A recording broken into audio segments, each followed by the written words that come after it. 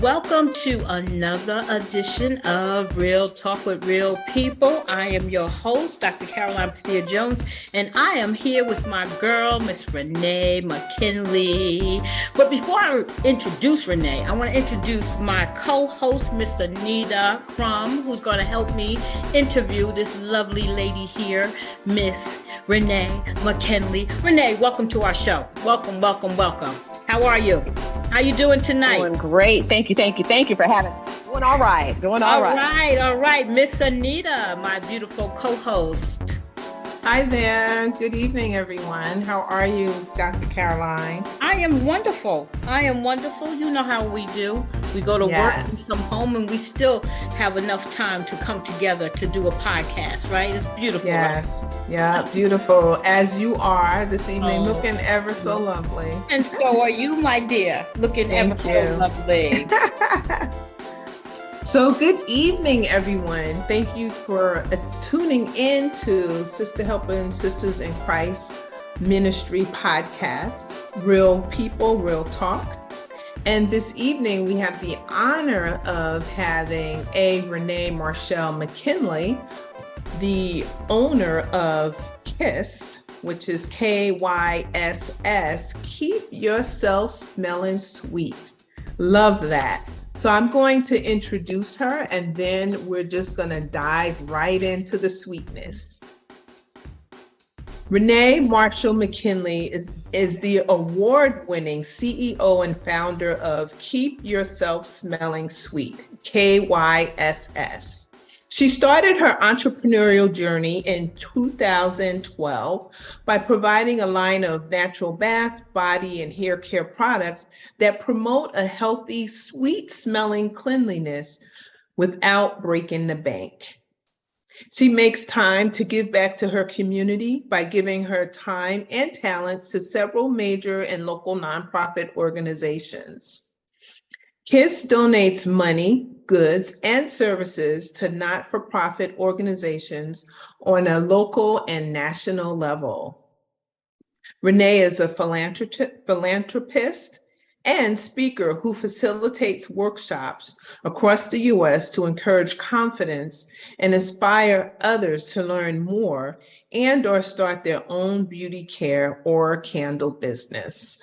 So kudos, welcome, Renee. So happy to meet you and have this honor of learning more about entrepreneurship, your journey there, and how we can share that with our listeners tonight. So I think what I'd like to do tonight is just give us an overview, a thumbnail sketch of what led you there, because I'm sure as all of us are and have done, if we're just employees only, we've have been employees only or dabbled in entrepreneurship and been successful as you have, and certainly with the 25 plus years of Dr. Caroline and Kiana, myself. So if you could please, an overview of how you landed to where you are today, and then we'll dive in. All right. So thank you, Anita. Thank you so much for that introduction. I appreciate you so much.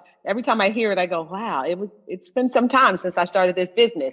Yeah. But back in 2012, I was at a farmer's market, believe it or not, and I had been buying this nice bar of soap, and it was a coconut bar soap, and I just love coconut. I've always loved coconut, but I don't know, something just hit my nose the right way this particular time.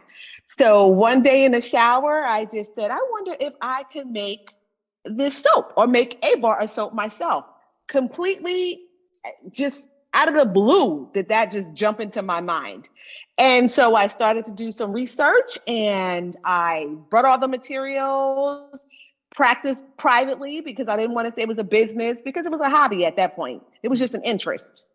And once I was able to successfully make soap, I said, oh man, we're going to do something with this. And then KYSS was born. KYSS was born in 2012, and I haven't looked back since. Wow, okay. It's been since 2012, Renee? Wow. That's a minute. Yeah, it has. It's been a minute. I'm excited for it. Okay. So we're here talking about how entrepreneurials are born, like how to start your own business. So that was certainly the motivation. And it's interesting how you said it just dropped into your spirit and you just ran with it. And knowing from some of our other podcasts and topics that we've had, certainly that is one that sets well with all of us. It's, it runs parallel to our discussions. But if you could just talk more about that, because you had this fragrance just drive you to say, I'm wondering how I can make this myself. And then you did. But prior to that, like, were you working for an employer? Were you, did you have another type of entrepreneurial business and this now expanded to KYSS? So, yeah, absolutely. So what I remembered, and I had completely put it out of my mind. So I come from an entrepreneurial family, right? So when I was a small child, and I promise you, I didn't remember this, my mother used to make and sell candy and cakes, and she used to do hair, and she made dresses. But, as a kid, you're outside playing, so you don't think about that. And then in the summertime, so I'm originally from Florida. So in the summer times, we would go visit my father's mom, my grandmother on my father's side. And she used to make these things called juleps and sell it to the kids that would come by. Everybody knew about it. We were only coming down in the summer, so we didn't really know about it until the summertime. So entrepreneurship has been in the family. It's been in my blood. And I didn't know entrepreneurship was a word, was a thing. It was just something that my grandparents and my mother did. They didn't use the term entrepreneurs back then. That was making money for them. And as I got older, I had another business before KYSS, which is interesting too. So I used to make gift baskets. Gift baskets were something that I wanted to do for mothers. I said, this would be a good way to get, making money for myself and doing something nice for the moms. And I invited my children to come help because they would have to put their little fingers in there to help me with the bows. And so it became a little family business. So fragrances for me has always been there. So smell goods from my mom baking or my grandmother baking, and then fragrances from putting the baskets together, and to KYSS. But I never put it together as an evolution, that it was already there. So God already knew. He knew I was going to be doing something. It was me who had not made that connection. Had an epiphany in the shower. But yes, so I was doing all of that with a 9-to-5 job. I still have a 9-to-5 job now. I call KYSS my love job. KYSS is my love job. When I do my entrepreneur stuff, that's my love. That's where the passion is. 9-to-5 makes, keeps the bills going, and it pays for my love job. So sometimes they go hand in hand. And one day I said, I'm tired of this. I'm tired of this bill job. I need to quit. I need to quit. And I did just that. I quit. Quit for 3 years. So you quit. At what year did you, was KYSS born, and when did you quit the job? Yes. So KYSS was already born, and I could not think. When something gets in your spirit, it's just all over your entire body. I mean, you wake up, you sleep when you can sleep, you eat you think, you eat, it's just all consuming. You're talking to everybody about it. And I know my friends were like, oh God, do I have to hear about KYSS again? Do I have to hear about KYSS?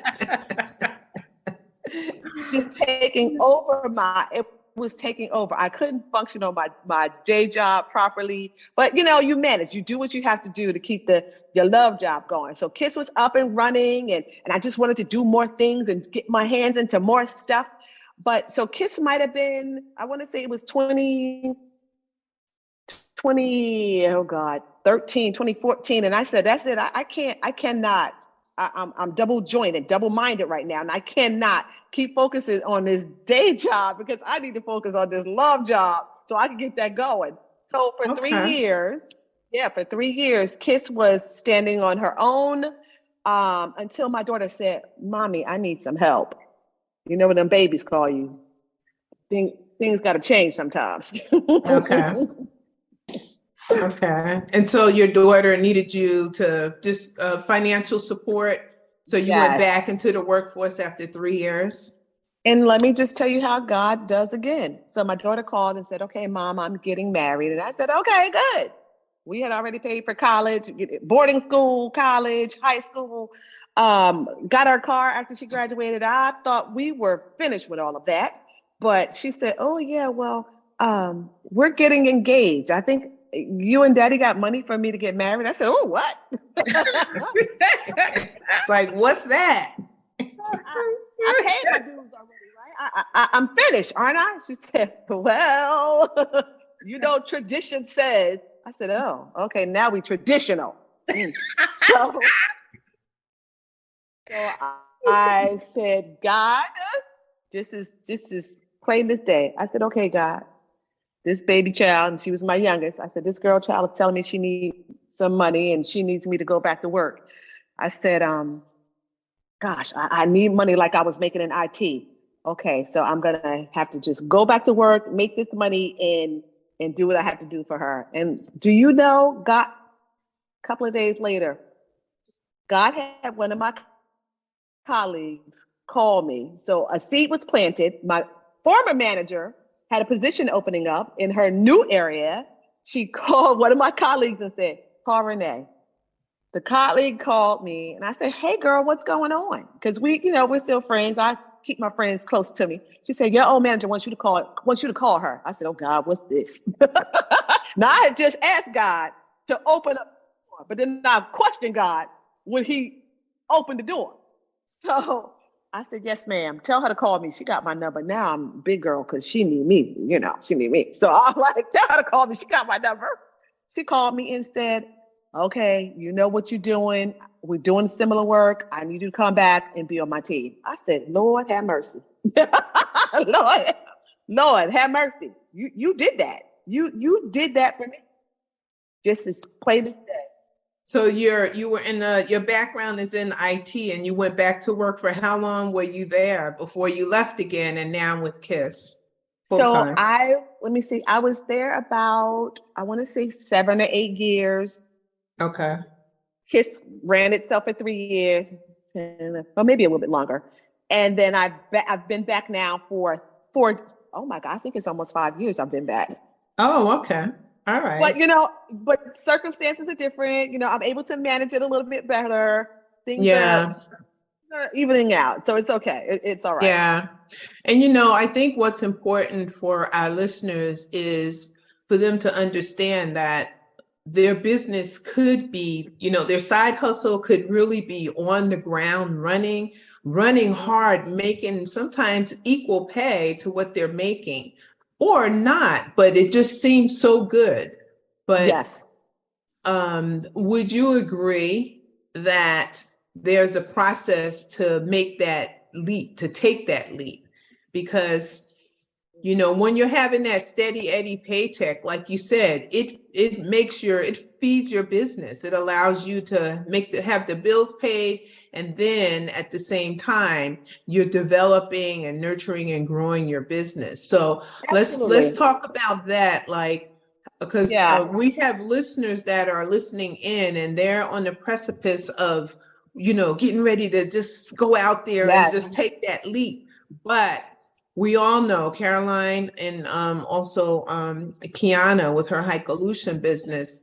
There, you got to play steady Eddie and just watch it. So let's talk about how you made that transition, because it wasn't like you just said, this is great. And the next day you walked in and turned in your letter of resignation. So let's talk about that. What is that process? It's very important for the listeners. So for me, one, I've always been a saver, right? So you have to, whether you're starting a business, whether you just have a family, whatever that situation is, you always want to make sure you got a little nest egg. And that's for me. I've always taught, that's been my philosophy forever. My grandmother told me, save $1, right? So I've always been that person to have, save some coins. So I knew I had a little nest egg, which was saying, okay, Renee, you can kind of come. Don't leave just yet until you build it up a little bit better. I had a best friend, Gail Crawford, God rest her soul. Gail Crawford very dear to me. So she and I would bounce ideas off of each other all the time. And one day I said, Gail, it's time for me to quit. She said, no, it's not. I said, so we're going for it. So at that time, though, my car was a little bit older, and the type of business I have, I needed to vend outside of my home, take products to different places, and it needed to be a sturdy car. So she said, Renee, in order for you to leave, you have to make sure you have this amount of money in the bank, and you have to make sure that you have the car that you envision on having in order to do all this driving, because I would be up and down the highways, and it would be sometimes Friday, Saturday, and Sunday, I would be out vending all the time. So I needed to make sure that I was safe. I had a reliable vehicle. I had capital to do the things that I needed to do. And I needed to make sure that, my husband had insurance. I didn't have to worry about certain things. He had the insurance. The house was okay. The children are grown. So I was at a position where I could step back and say, all right, Renee, is this the right time for you to go? And it was for me, because I made sure that I got the car. Gail said, you can't leave until you get the car. So I got a used car, a big van that was big enough for us to transport our products. It was sturdy, reliable Honda Accord, Honda. It was sturdy, reliable, which was amazing for me. And I didn't have to pay a lot of money for it. And that still allowed me to have money in the bank for any emergency. So you have to make sure that you have more than one emergency fund, right? So anything can happen. You need a car fund, you need a vacation fund, anything that you're trying to do, you want to make sure that you have those things in place. So I had a holiday fund, an emergency fund, a car fund, a products fund. So you want to make sure that before you just jump, because you can jump and fall off that cliff real easy. You are $1 away from falling off a cliff unless you prepare. So preparation is key. Yeah, exactly. And those are the nuts and bolts of getting started.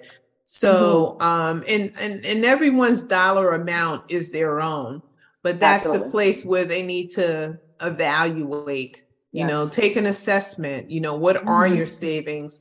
Is your car getting ready to be retired?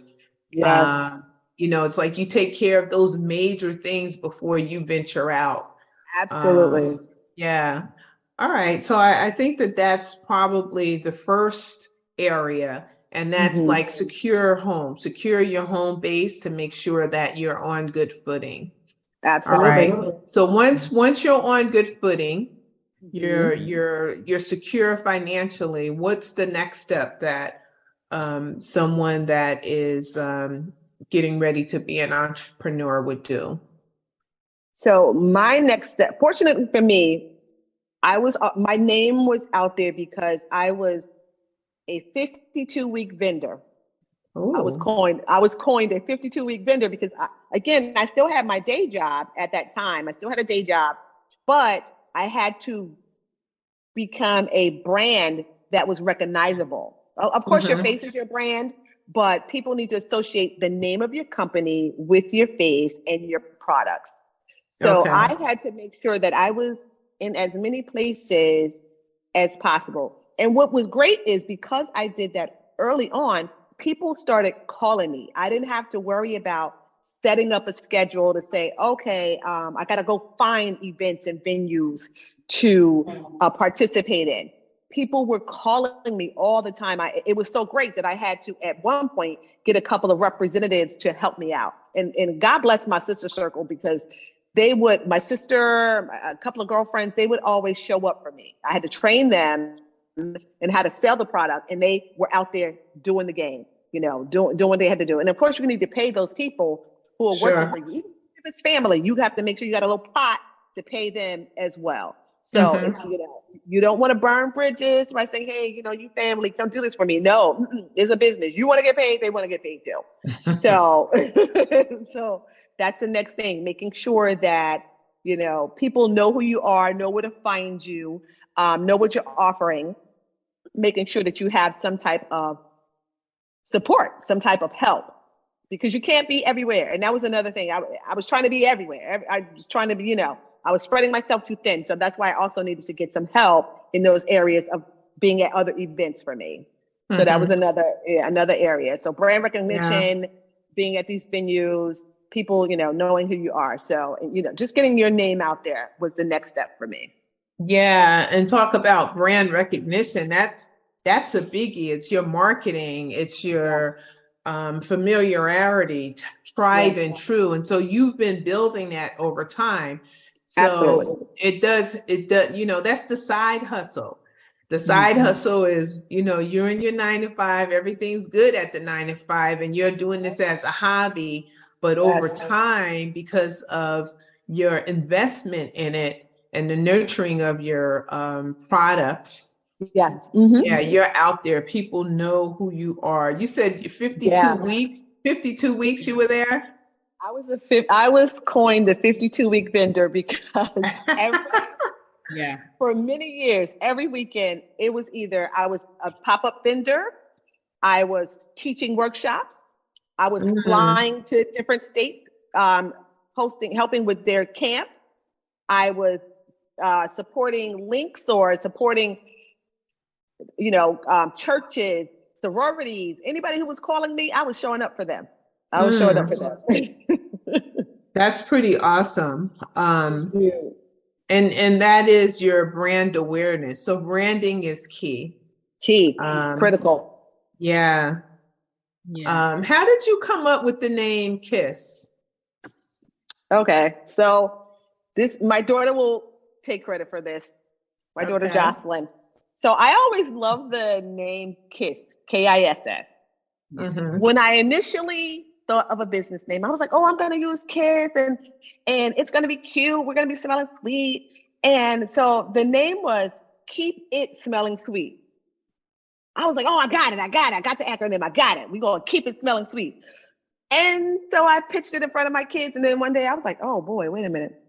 What's the it? What's it smelling sweet? That's exactly where my mind went. That's where my mind was going too. I was thinking, okay. I was like, okay, now Renee, we gonna keep it clean. We're gonna keep it clean is what we're gonna do. I always have to have the descriptive noun in there. I said, I'm gonna be selling the dudes. I'm gonna be like, you keep it. I'll stop right there. So I said, I reached out to my kids. Jocelyn had just graduated college, pitching a name. I was like, mommy really loves KISS. Keep it smelling sweet. She was like, just make it a Y. I was like, why? What's why? And it just never even dawned on me. What's why? She said, just keep yourself smelling sweet.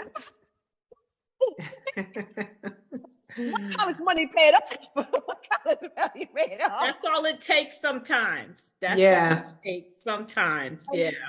Just a little something. I said, wow, that's perfect. That is so perfect. She's like, yeah, okay. You can pay me later. But I had to always make sure Jocelyn. It was Jocelyn who definitely made it a Y. But at least I was still able to keep it KISS though. Okay. Yeah, exactly. Well, you really knew about what it is that you wanted. I had, over the past 10 years, I probably created about 4 different companies or businesses that I would just launch as a HR professional. HR is my background, doing consultant work. Yes. And the hardest part was coming up with a name. That was the hardest part.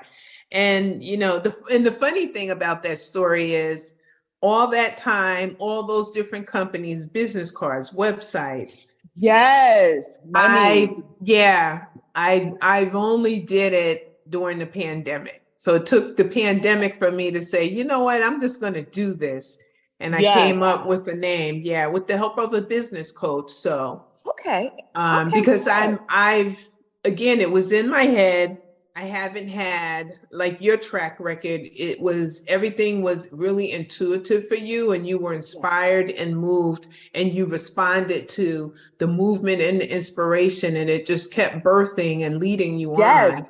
Absolutely. So, absolutely right. And it's interesting that you said, some things came clearer for you or opened up for you during the pandemic. during the pandemic for us, pandemic was a blessing and not a blessing at the same time. But for me, the pandemic made me shift a little bit. I had to pivot just a bit because I could no longer be that 52-week vendor, right? So we had to shut down. So what I started doing was I started making kits. Pre-pandemic, I was like, oh, okay, I want to make some kits to, sell to people. But during the pandemic, when people couldn't get out, those kits were flying off the shelf. It was amazing, and I had to quickly shift to get buy more products to ship it out. So it made me buy other things because I wasn't using boxes to ship out. I didn't need to use particular items to ship. I didn't need that, but I had to then figure out quickly how to do that because companies started calling us. Organizations needed something to do for their employees. Yeah. The self-care, wellness. Absolutely. They wanted to, feel like they were connected via Zoom, via social media. And so I started teaching more via Zoom, which was fantastic. It worked out really well. And I'm still teaching via Zoom now. So I love it. And it's making me kind of question how long I want to continue to make products myself, because I never thought myself a teacher, even though I've been a teacher for a while. You teach your kids, you teach your friends, but because of this business, the true teacher in me is really coming out. Like I said, I did workshops, I host workshops and things like that, but that is a little bit different from the teaching that I'm talking about. Right. That's more like coaching, I guess. This is really teaching, instructing. And I'm loving that more. I'm loving the reach is wider for me, at one time, because I could be in many countries, many states at one time because of the technology. So I'm enjoying it better. Yeah. I'm glad you talked about that a little bit, Renee. I like that you're doing the teaching because you're in a position now where you can seriously help somebody start from the very, very bottom. So I remember when I started my first business, and with Novel to Go Publishing, you already know, Renee. Right? I know. Yes, ma'am. Because you and Gail was my support during that time, right? Because, I had to get my book out, right? So I had to start my own company, right? Yeah. But I say that because I didn't have any help. I didn't. When I started, I didn't know what I was doing, right? Yes. And so there was no one who was helping me. Yes. And we had people coaching us. Right. That's why I like how you broke down the difference between coaching and teaching. Yeah. So I like that because I'm certain that there's going to be a lot of individuals like myself who really needed to have a ground floor level understanding of how to get started in your own business. I mean, sure, obviously I got better because I've had this nonprofit now for a long time, but it took a long time for me to learn and understand. So, and what's interesting about that is, Caroline, people are, in addition to wanting to take the class, they're taking the class for a purpose. Sometimes people just take it for recreation. Cool. But I love when I hear people say, I'm taking your class because I want to start a business. I love to hear that. Yes. And for me, this is not mine. Somebody else started making body products well before me. Yeah. And who am I to say, no. I'm not going to teach you. I'm not going to give you the answers. I'm not going to give you my recipe. Will I instruct you on, will I guide you on the things that I did and some of the pitfalls that I had? Absolutely. Because you want everybody to be successful. Everybody to be, it doesn't matter. It doesn't matter when you start from. If you're struggling and there's somebody who can help you, why struggle? Why allow them to struggle? That's right. That's right. So what you're describing is your business structure. So you started in, and this is there's 4 keys for getting your business started, and you already are in succession with these items. And the teaching part is just branching off. You're expanding your business. So talk about what it is that you teach, because I was thinking it was something different. I thought you were teaching how to make soaps, or how to, like, some how-to videos on this is my product and this is how we use it when you lather with water and then you put it. I thought it was that, but this is something entirely different. It's partially that. So I do teach how to make a particular product. Okay. In my class, if a particular person is coming to take my class specifically to learn how to make soap, and if they're asking, you know, can you give me a couple of tips on suppliers, or how to source something, I am giving them that level of detail as well. So it is definitely twofold. I need to teach them how to make the product that they're interested in, but I can also teach them how to locate, source certain items as well. Wow. So it's definitely twofold. Definitely so twofold. Procurement, yeah, that's awesome. And what I guess later we'll talk about your platform of where people can find you for these lessons. Okay, and, sure. Yeah. So what percentage of time do you do with your teaching versus, you know, the 52-week vendor that shows up? Well, let's see. For me, I don't have a set calendar, right? Because I am still vending.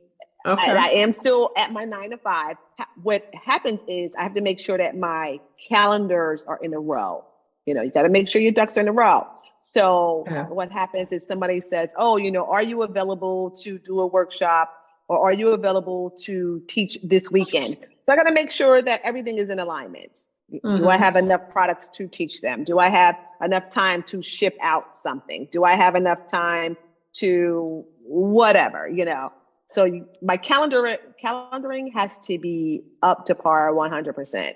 And there's things that you need to make sure that you're in a teachable space. Is my printer working? Can I print out the instructions? Do I have the boxes? You know, so you got to get all those things in a row too. Okay. So that also goes in line with the calendar, because you're working on somebody else's schedule to make sure your delivery comes in, to make sure you're able to then deliver to somebody else.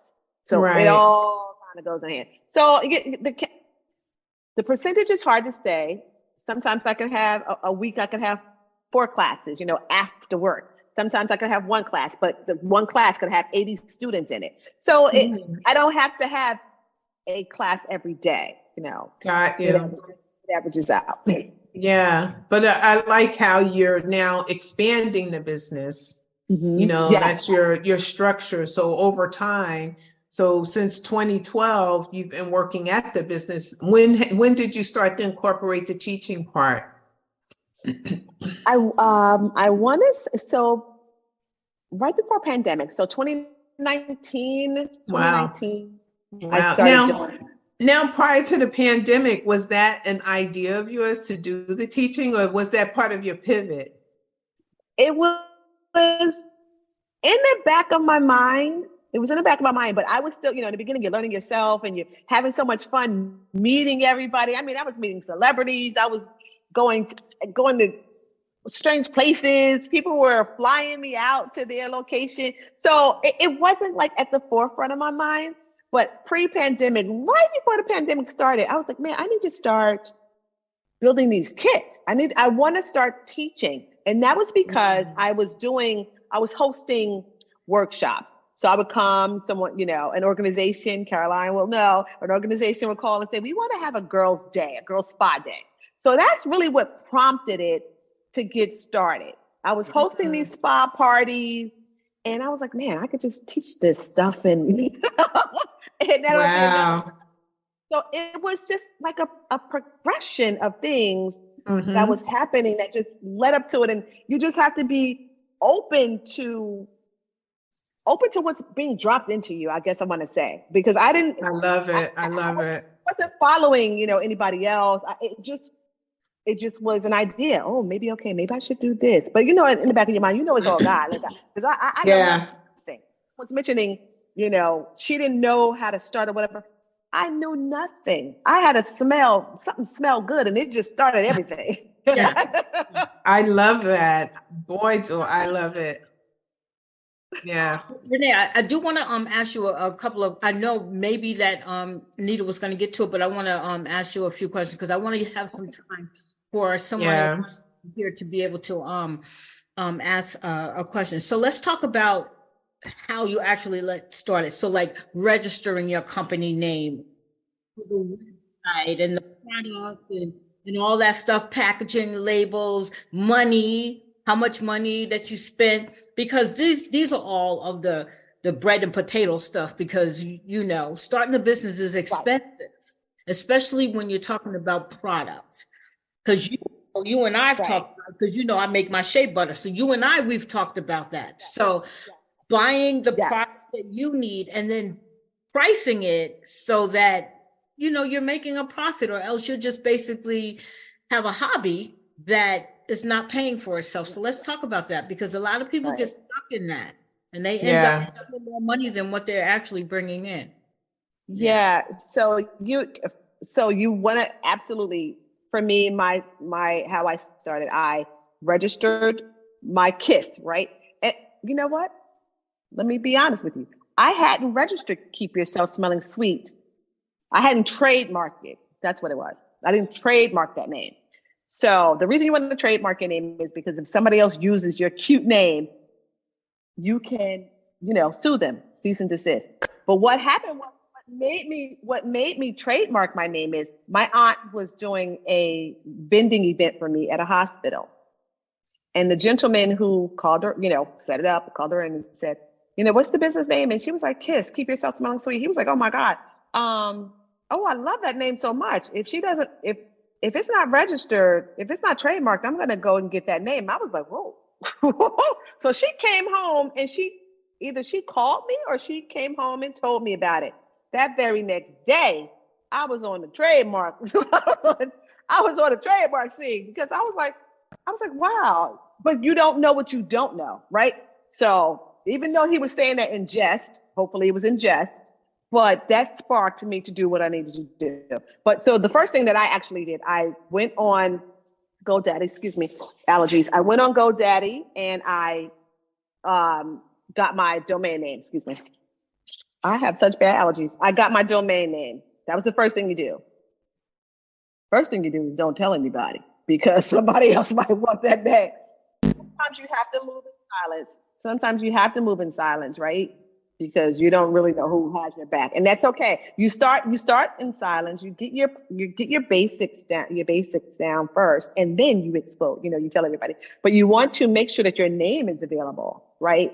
www, World Wide Web, because you can come up with this beautiful idea and the name that you want is not there. And it's going to be a hard time, like you said, to decide your next name. So that was my first thing. Get my domain name. And I did my domain name, and then I registered my business. I went to, oh God, goodness gracious, now you're going to ask me 12 years ago. So I went to New Jersey registration. I can't think of the name right now, but I Googled it. Google is a friend. Google is a friend. Google how to register your business in New Jersey, if that's where you are, and it'll give you the steps. You can do it online, which was amazing. I think at that time it was $50. I can't recall, but I think it was $50. And you register right away. You get yourself, you would tell them how you want to operate your business, whether you want to be a sole proprietor or you have a partner. For me, I was a sole proprietor. So everything was easy. When you're a sole proprietor, it's so much easier than the other structures. And I'm not saying that they're difficult because I'm not operating in that space. But for me, sole proprietor was easy for me to get my little LLC, register your business. Then you want to once you get your paperwork back, you want to open up a business bank account. I know when we first start out, we mix some money. Look, I probably still mixing money, but you mixing your money. But when you want to start getting loans and things like that, you want to be able to show this is what came into this account. This is what's going out. And then it also helps you with your bookkeeping and accounting to have that one place to see what's coming in and what's going out. And then I had to begin to start sourcing what I wanted it to look like. What did I want my business to look like? There's so many different containers and things like that. You want to not just go with your first your first company that you see online, just look at a couple of things, get your vision in mind, look at a couple of online stores and see what you want, and then do comparison shopping. Don't just take your first one, compare, get samples of the containers to see if that's what you actually like. You don't have to buy all of it, right? Don't do that. Don't spend all your money. Comparison shopping is always a friend. Then you want to, for me, the next thing that I did, I began to I needed some photos. So I made these great products. I had people test them out for me, my family, friends, test, give away. Oh, make sure that you get insurance. If you're using anything with your skin, liability. Get yourself some business insurance, right? Because you never know. Somebody can have an adverse reaction and they will sue you. So let's get yourself some liability insurance. But then you want to take some photos, right? So if you're good at it, be great at it. I was not good at it, so I had to hire somebody to, do a picture. Pictures can be pricey. Do you know I have one stock photo that I've been using forever? And some of these products are not even here anymore. But get you a good photo and people will remember, oh, I remember that picture. I remember that. Wear it, share it, blah, blah, blah. I put it on my business card. So it was brand recognition, right? So you want to make sure that you do that too. Get yourself some brand recognition, get your business cards, get your banners and things like that. But again, you don't have to start big. Start small. If you don't have a large budget, and that's fine. Always write out a budget. That's fine. Start where you are. If you need to print out a flyer and put it in a dollar store frame, that's what you do until you can move up to the next level. If you can just jump right in and get the best of the best, then that's what you do. Don't compare yourself to anybody else. You don't know where they started from. You don't know what their struggle is, right? So do what's best for you. So, okay, that was the foundation for me. Then I needed to find places who were having events so I can share what I was doing. So that was another cost. You have to pay for advertising. You have to pay for applications. Some of these things are not free. Maybe your church might be hosting something that would be free, but every place is not free. You got to decide, how far do I want to go? My driving was 1 hour because sometimes the events would end late and I didn't want to come home by myself. Sometimes Gail was not with me. And I said, okay, I don't want to be out there in case my car broke down. So all those things you have to think about, all those things you have to put in place or at the very least think about before you start, doing your stuff. Labels. When I first started, I didn't have a clue about labels. And sometimes I still don't have a clue about labels. You figure it out. I went right to Staples. I said, okay, I know I need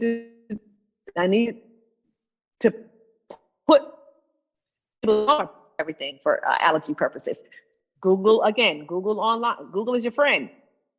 Okay, can I do better in pricing for labels? Because Staples, they're a retailer, so they may cost more than what you can find online.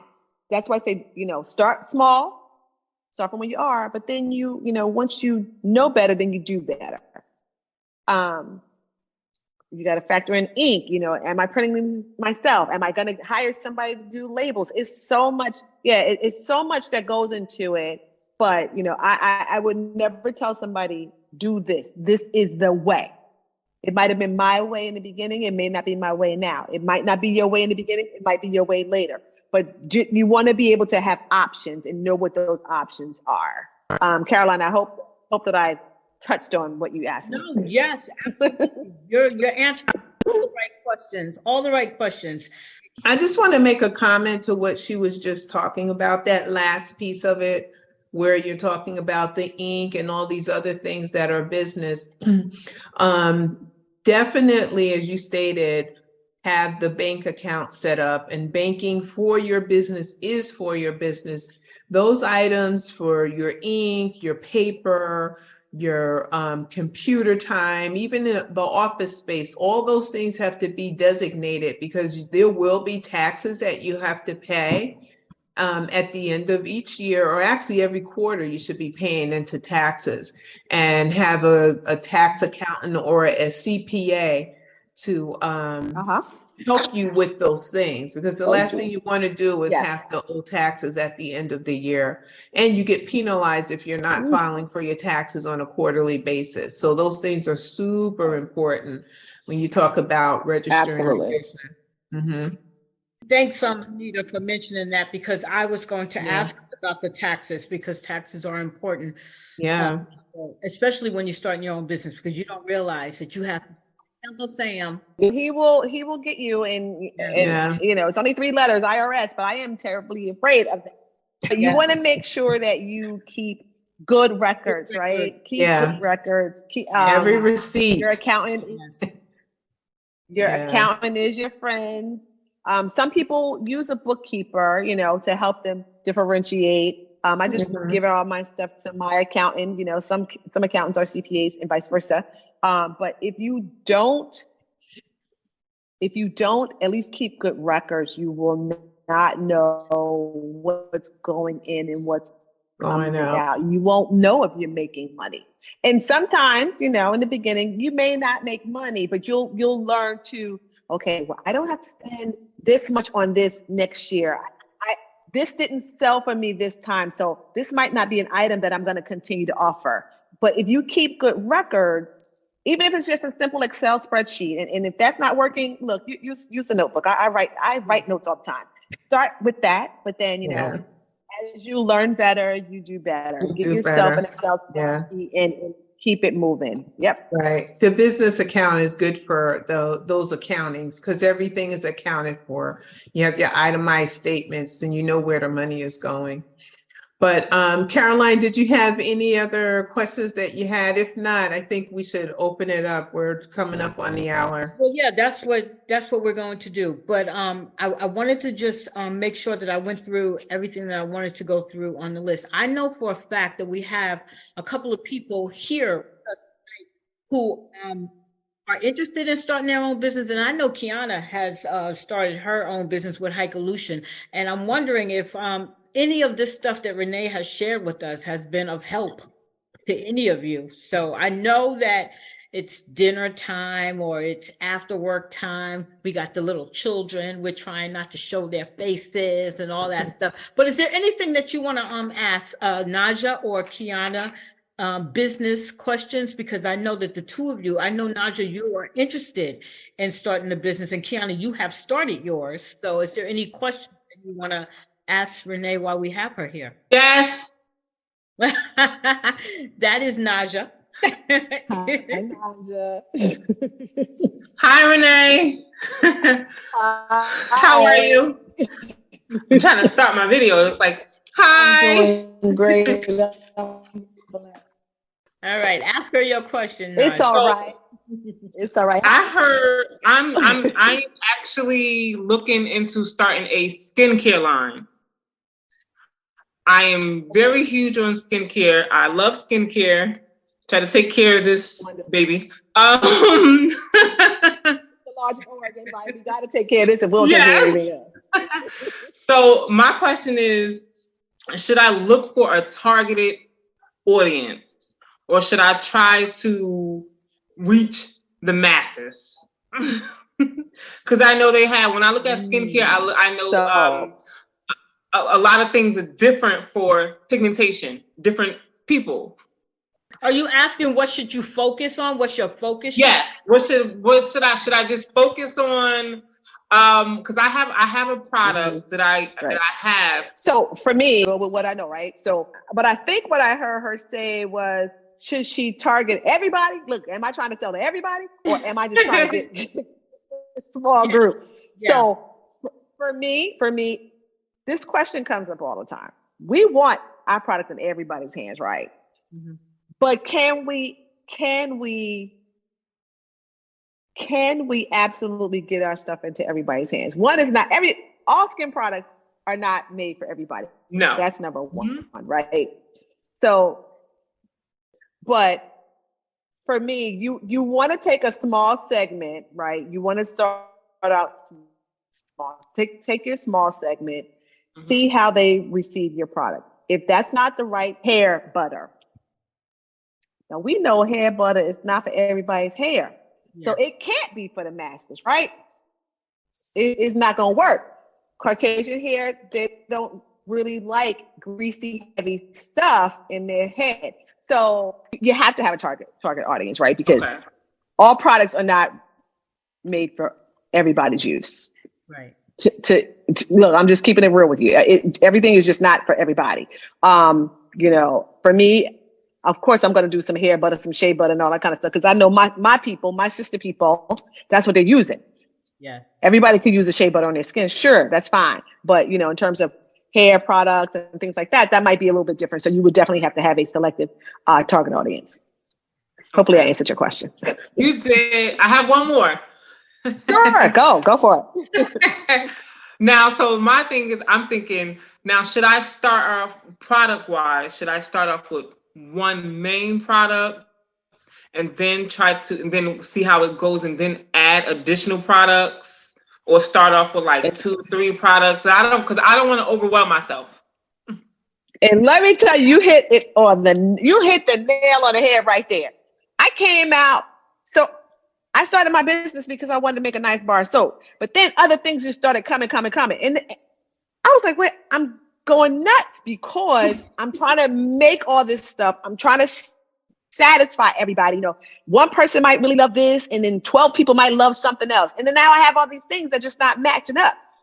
I, in hindsight, would have loved, let's just say, if I had taken shea butter, made 4 different fragrances of shea butter in the same base and kept it moving. And then, once that gets its groove, then slowly add something else. That's what I should have did. But you see this picture, these all came out basically at the same time. I know, Renee. I remember. Yes.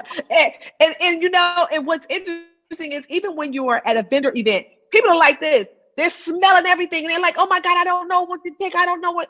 And, you could potentially lose a sale that way too, because they smell everything. That's what's bringing them to your table. But then they're also overwhelmed. They don't know what to pick, what's going on. So that's another thing, when you're setting up a table and when you're deciding what to bring, don't bring everything. I used to bring everything. I'm selling everything, but the kitchen sink, everything's going. So don't do that. Okay. That was a good question, Nasha. Very good question. I would definitely, in hindsight, I would have started with one product. Yeah. Okay. Yes, absolutely. Now, I did hear you mention, because I'm writing everything down.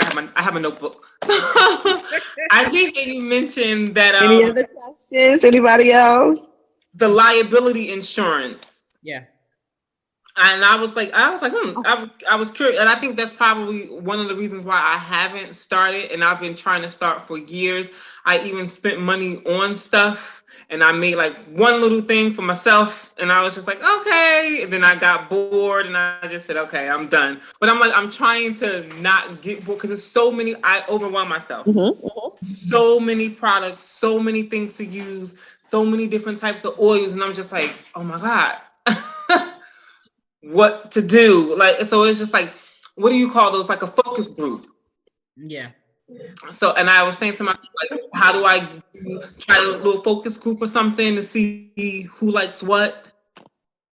So you're involved in Caroline's group, right? You're Yes, she is. Yeah. You have a focus group. Yes, right. You already have that. Or you can go to a college and, grab a couple of kids and say, hey, I want you to try this, or I want you to smell this.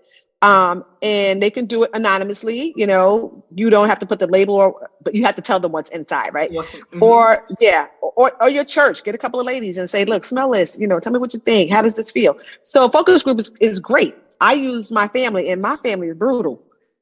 So I use my family too. My family, they ain't taking no short. So, right. And then I use my girlfriend. So always, and listen to your customers. So even if you put something out that your focus group say, oh yeah, I love this. Mm-hmm. Your customers still may not love that.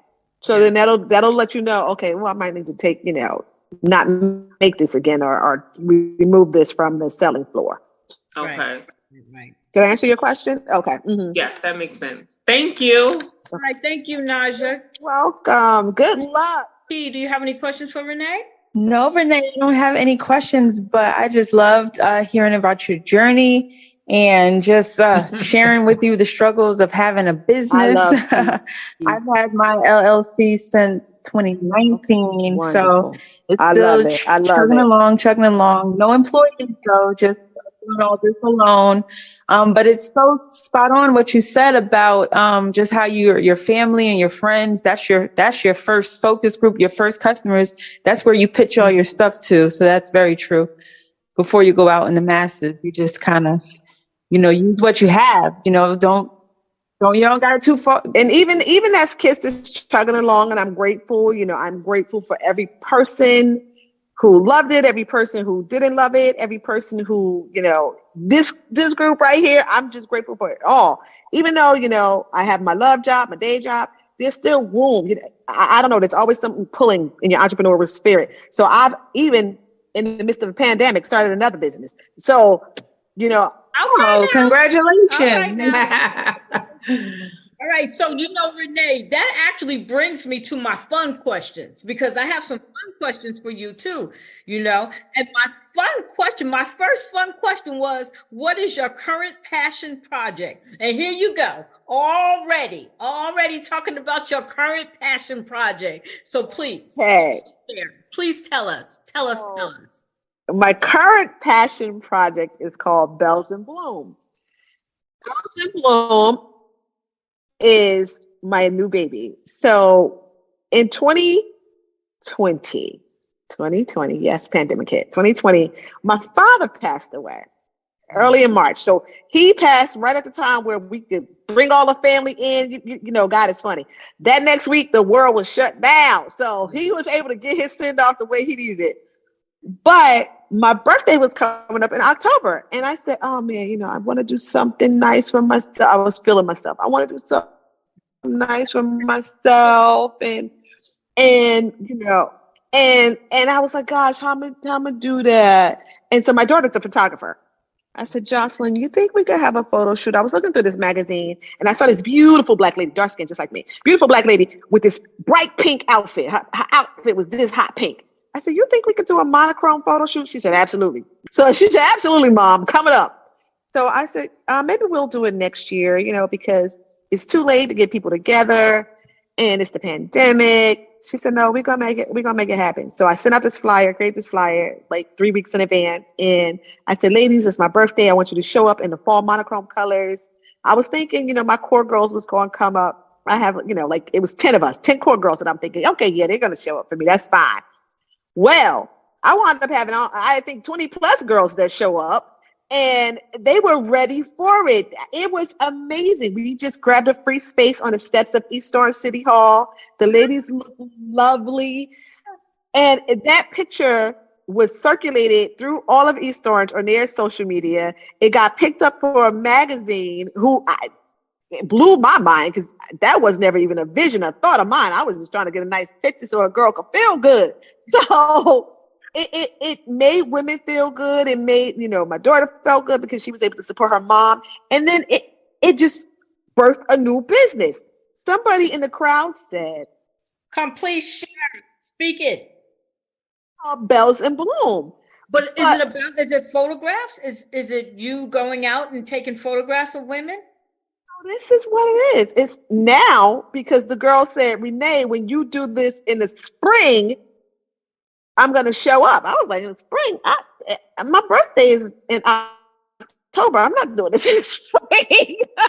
So we went home and I said, Jocelyn, we can make this into a business. Again, Jocelyn's like, yes, Mom, whatever you want to do. Yes, let's make this into a business. So we didn't have the name at first. When we went home that night, it became a business. Bells in Bloom. Belle is my paternal grandmother's first name. B-E-L, second, her middle name.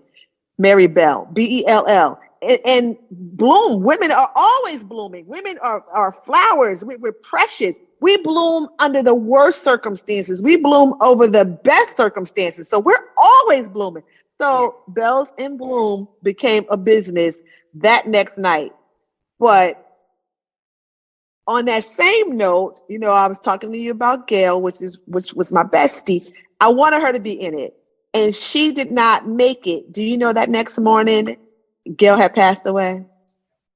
That next morning, I had lost my Gail. Ooh, shook me to my core. But, you know, Gail shook me to my core. But nonetheless, we birthed something. She knew about it. We birthed it. And so it's a biannual themed pictorial experience. I like it. So every April and every October, we decide on a color or a theme, and the ladies show up and show out. I love it so much. I want to show up and show out, Renee. I've seen the pictures, Renee, and I love it. I can't. I'm gonna definitely have to join one of those. Oh my God! So much fun. It's so much fun, and we were hired out. We were hired to go to Georgia. We've been to Florida, taking our little experience on the road. I love it so much. It is so amazing. Our last one was called The Yellow Brick Road. My baby sister loves The Wizard of Oz, as I do. So we had the Yellow Brick Road. In October, we're going to have Ruby Red Slippers, which is all red. And then next spring, we're going to have the Emerald City, which is all green. So I'm so excited for these. I'm so excited. So that's my passion project. That sounds like so much fun, Renee, because you know it's my birthday month, right? Right. In fact, you have the honor, sweetheart, of having your podcast on my birthday. Yes. Girl, look. Yes. So this podcast is going to be coming out on May 20th, my birthday. So you're my special guest for my birthday. So here you go. You know, I love you so much. I just love this family. For those of you who don't know, I love this family so much. But Caroline, can I just tell you something? May 20th is so significant in my family. So again, my father passed. You learn stuff when people pass, right? My father passed March. I learned that my great-great-grandfather was a rock star in Panama City, Florida. On May 20th, he used to host things called Emancipation family gatherings.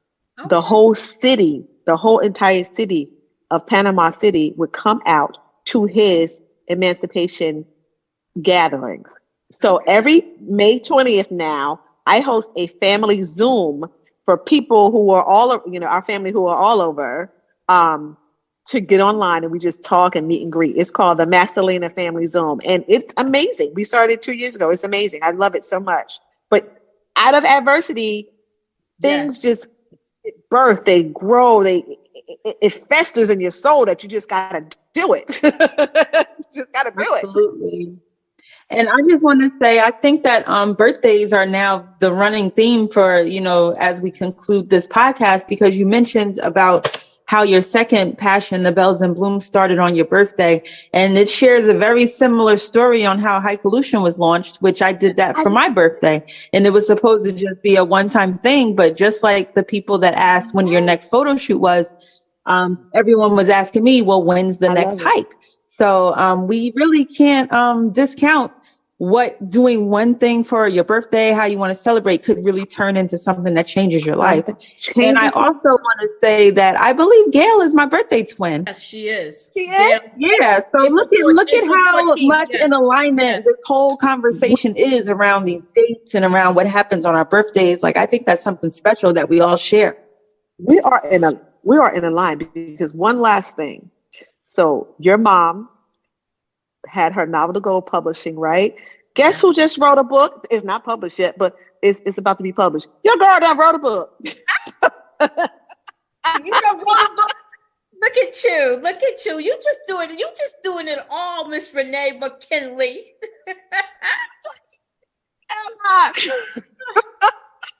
You're just doing it all. I love it. Congratulations. I love it. Yes, I love you all. I love you and your family. I mean, we have years of relationship. We have years of history, and it's been nothing but love. And, anytime you call me, my hand is raised because I will be there. I will be there. I know. One of the things that I was not surprised about in your bio when it talked about how you were, how you give back to the community, especially, to nonprofits and stuff like that. So I want to say that you have always been a friend of Sisters Helping Sisters in Christ Ministry. You have always supported this ministry, Renee. You've always supported me. And I just want to make sure I say that on these airwaves because I appreciate you. And Sisters Helping Sisters in Christ Ministry appreciates you. And we wish you nothing but success in all of these ventures that you have going on right now. See, now, I was just saying, since we just said that this is my birthday month and that my birthday's coming up, and I was going to say to Kiana, we need to do a photo shoot because I need to have something to, I'm getting old. I want to make sure I have something, Yeah, we may need to call upon Renee's daughter to come out and Jocelyn will show up and show out. Yes, ma'am. That's how you share the love. That's how you keep supporting one another, right? That's how it works. That's how you do it. That's right. Because I know I was up in New York when that play was on. Yes, yes. Yes, you were. Yes, you were. I'm telling you. We do. You have always supported. You have always been a support. That's what I'm saying. So we're not going to take up more of your time, but I want to say thank you so very much for coming out, anytime. Spur of the moment, and anytime. I called you. I said, I know I ain't spoke to you in a minute. She goes, girl, don't even start that. I'm there. Look, that's time and space. This love don't stop. Oh, I know. So, Miss Anita, is there any last words you want to say to Miss Renee? Yes, I'd like for Renee to summarize. I mean, not summarize. I want to do just a summary, just a quick summary of the points that we spoke about. And then I want her to share her platform where folks can go and buy her products, learn more about her workshops, and also get those things that keeps them smelling so sweet. Yes, ma'am. So thank you, Renee, for the information that you shared. And I just have a summary. So any person listening that has a passion, you heard Renee talk about her passion of things that smelled wonderful, but also having that entrepreneurial spirit that was passed on from her grandparents' parents.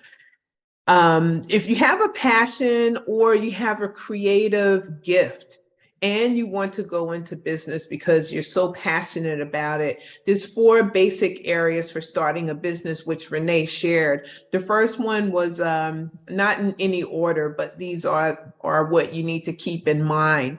That is, have a business name. Need to know what your business is. She had one. She had an acronym for KISS because she liked the word KISS. And so there she went. A business structure. You're going to need to know as you prepare to get your to get into business. Are you going to be an LLC or sole proprietorship? You can go online to find those things out to learn more about it, but it's integral. The next is your business registration certification. You have to have those things. That is when you are in business. When you go to the New Jersey website and register your business, you're officially in business because you're registered. The next thing is also along with that, you want to secure your name, get a trademark if need be, but certainly go on Google, like she said, search for the business name. She had KISS. She wanted kiss.com. She found it. So you need to make sure that you have those available to you. Sometimes it makes a difference in what the name of your business is going to be. So do that right away. And then the other part is your banking and taxes. Banking for business needs to have the business name, business account, and all that comes with it through your business. Any banking institution that you get, the first question that they're going to ask you is this personal or business? So do your research, find which bank is going to treat you well with all your hundreds and thousands of millions of dollars that you're going to get as you're within your business, and make sure that they're able to manage it. And the last thing I would say is certainly getting started. You have to know when to gauge it. Your home needs to be on solid foundation before you take that leap. Because once you turn in that notice to Mr. Employer, they're going to backfill you or was waiting for you to go anyway, and you're not going to be able to get back in. You don't want to have the struggle, because then the passion is not so much of a love. So with those 4 basic areas with additionals, those are the keys for you to take away. And as Renee said several times, Google is your friend. Google it all, because you'll be able to get direction. Yeah. And with that, Renee, if you could please tell our listeners how they can find you and where they can get your products, and especially the platform, the learning platform. Okay, so for the learning platform, let's just start there. I'm also in a boutique that's in Montclair. So it's called the Eclectic Chic Boutique. They offer my classes there. You can message me directly. That's how I was able to do the class for Caroline. You can always message me directly through Keepyourselfsmellingsweet at gmail.com. My website is www.mykiss, which is mykyss.com. And for Bells in Bloom, it's bellsinbloom.com. Bells, the letter I-N, bloom.com. We're also on social media, Facebook, Instagram as well. So hopefully I'll see you. I would love to teach you and give you some additional information. Reach out. I'm available to you. Awesome. Well, we're definitely going to reach out, Renee, because we're always looking for things to do as far as, and we're due for a spa treatment because, yes, it's been a couple of years because, with COVID and everything, we didn't do the yearly thing. But remember, we talked about it being a yearly thing. Absolutely. For us. Absolutely. You guys, which is amazing. I tell you, you can, you said, do you offer this class, Caroline? I didn't offer that class. But I sure made that class happen. Yes, you did. I called her up and I said, hey, Renee, we're looking to do this. Do you offer this? And she's like, yeah, I do. I do now. It was amazing. It was great. And we had went someplace else the year before. So, and I had said to Kiana, I want to do this again, but I want to do it with Renee. So that's why when I called you, I said, do offer this, because remember, I'm not going to mention the name of the the other that we went, but then because I said I would rather do it with Renee, and so I said, do you offer this? And it was so funny. You're like, I do now, and it was amazing. It was amazing. You are amazing. Jumping on opportunity. That's right. Pass it up. You are amazing. Absolutely. Thank you. I definitely want to thank you for being with us today. Thank you so much. Thank you for the opportunity. Thank you for the opportunity. Great person. I love it. And Renee, you was all nervous, right? And I told you that this was going to be a fun conversation. Did I tell you that? And let me tell you. I said this conversation was going to be fun, so I did not want you to think, oh, I'm so nervous. What should I say? And every conversation with me is fun. You know that, right? It's my first time being on Caroline's podcast, right? But I was like, okay, she's going to have a guest. I said, oh, a guest? What's going on? You're the guest. You're the guest. Okay, this is family. I invited my family to be on this podcast with you, Renee. Well, you're excellent. The board's coming. I said, the board. Oh, God. Excuse me, y'all. These are killing me. All right. He said, oh, people are joining us. I said, oh, Lord. My best behavior. Exactly. and that is Sister Helping Sisters in Christ Ministry. Amen. That's right. And we can be found at Sisters Helping Sisters in Christ Ministry.com for our programming, upcoming events, check us out. Caroline, you want to close us out? Yes, I want to make a correction on the website because it's Sisters Helping Sisters in Christ Ministry, but it is just the letters. SHSIC-ministry.com, and you will be able to find all of our programs there, every single one of them. And we're always looking for help, so we're always looking for members. There are so many ways that you can support this ministry. You can support this ministry by doing just what you're doing now, listening to this podcast. And you can support this podcast too. We are hosted by Podbean, and all you have to do is press on that little money bag, and then you can support us. You can also support us by buying products. Yes, I sell products. I'm also an author, so I sell books.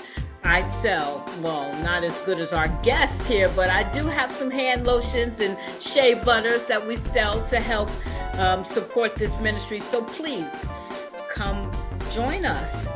Go on the website, get some information. We are here for you, and we love you, and we will see you again next time. And I'm going to have my co-host close us out for the evening. So Anita, it's all yours. Thank you, Caroline. Renee, been most gracious and learned tons. So all you listeners out there, get it going. Follow your heart, follow your passion. If it's in you to do it, go with it. Don't ignore those little voices and those guidances that Renee shared with us. So with that, thank you. And Caroline, thanks again for hosting this podcast, and good night. Good night, everyone.